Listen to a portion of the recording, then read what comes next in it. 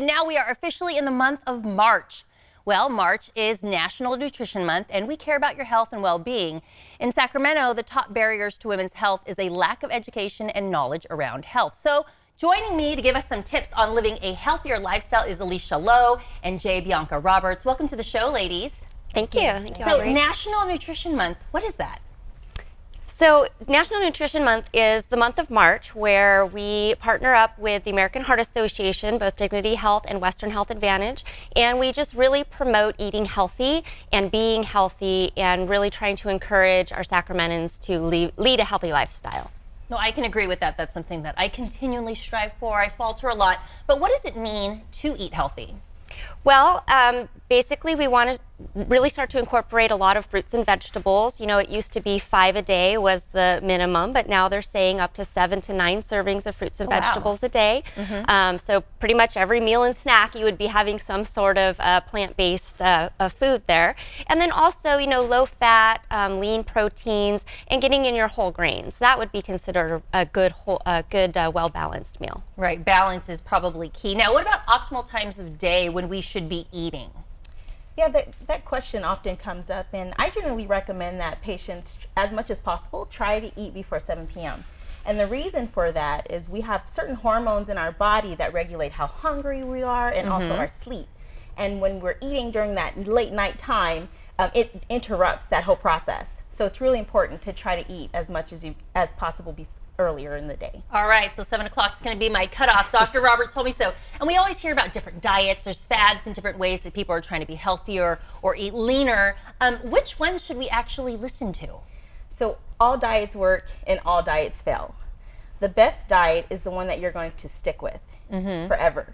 Right. And that's really the Not key. the quick fix. Right, right. There's, you know, a lot of people ask about keto. Is it healthy? Should I do it?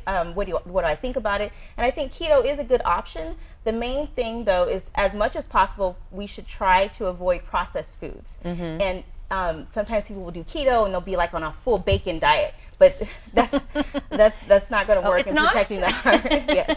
So we want to try to get our food mostly from plant-based sources and protein like nuts and vegetables and fruits and such like that.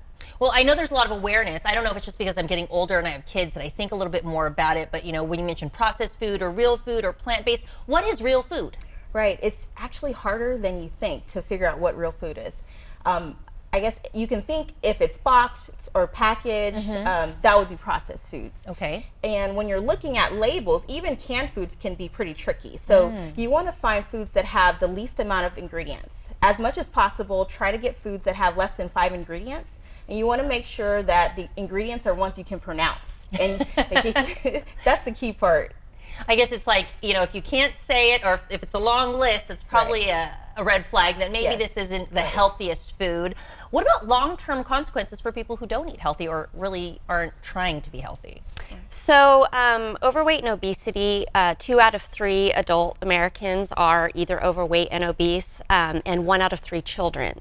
So we know we're really heading in the wrong direction. So we want to try to reverse that because obesity causes lifestyle diseases such as heart disease, stroke, certain cancers.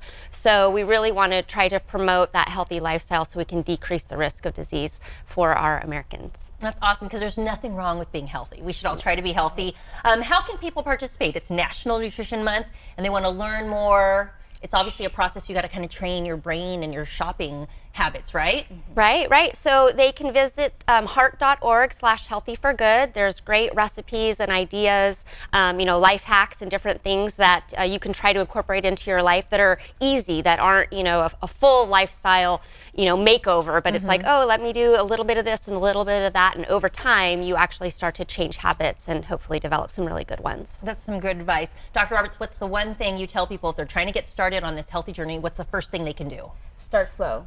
Just pick one thing that you want to change, just go really slow, and make sure that you can stick with that for a long time.